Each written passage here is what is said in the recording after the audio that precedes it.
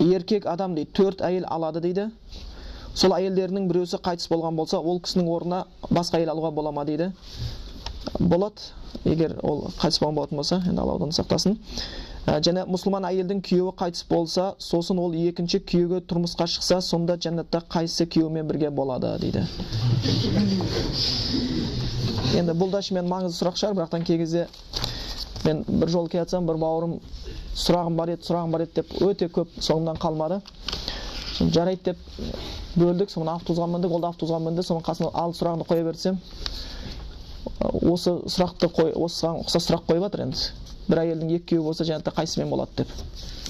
Сосын айттым, субханалла дедім да, жәннатқа қалай кірем деп ойланып жүрсем, сендер жәннатта уже күйеуіме еркек бөліп жатсыңдар.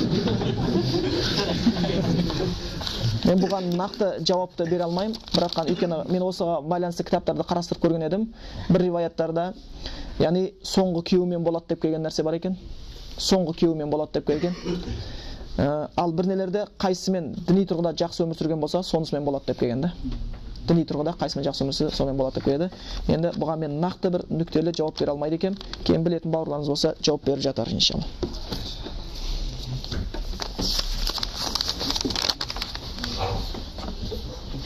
Харам тойға шақырса бару керек па дейді. Егер арақ тұрған той болатын болса, мүмкіндігінше бармаған жақсы. Ол жерде өзің мәртебеңді түсірмеген жақсы. Ал егер арақтан ада болған болатын болса, сен орға барған кезде мен оларға сәл де болса мұсылманшылықтың жақсы үлгісін көрсетемін десең, онда барса болады. Енді арақ тұратын, жаңағы неше түрлі күнә болатын, неше түрлі жалаңаш билер болатын тойларға мүмкін болатын болса, себепсіз бармаған жақсы. Себебі сол, осыларға бір дін кішкене насихат қылып кете алмау деген мақсатың болса, барса болады.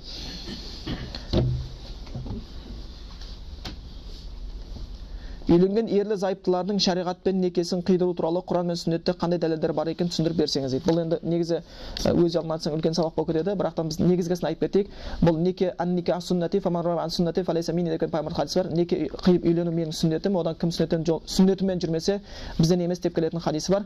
Сондықтан бұл никах негізі әйел кісі үшін өте бір пайдалы нәрсе. Әйел кісіге вали қажет болады. Ла никах илля би вали, валисіз неке қиылмайды деп қояды. Өзінің некенің шарттары бар. Бұл жаңағы шарттардың біреусі жаңағы олардың бір-біріне неке қиған кезде куәгерлердің болуы, бардым, алдым деген өткен шақтағы сөздерді айтылуы, осы шарттарының біреусі валидің болуы, сосын мехр деп қояды, жаңағы ерлі-зайыптың арасында өздерінің арасында келіскен сыйлықтың болуы, сияқты нәрселер болу қажет екен. Некеге байланысты көп нәрсе бар. Мұсылман тек мұсылманмен ғана үйленеді деген сияқты осы мәселелерде бұның шариғат дәлелдері бар. Бұған бір арнайы бөлсе уақыттар бөледі. Сонда негізгі шарттары уәли, бардым, алдым деген өткен шақтағы сөздер, мехр, куәгерлер.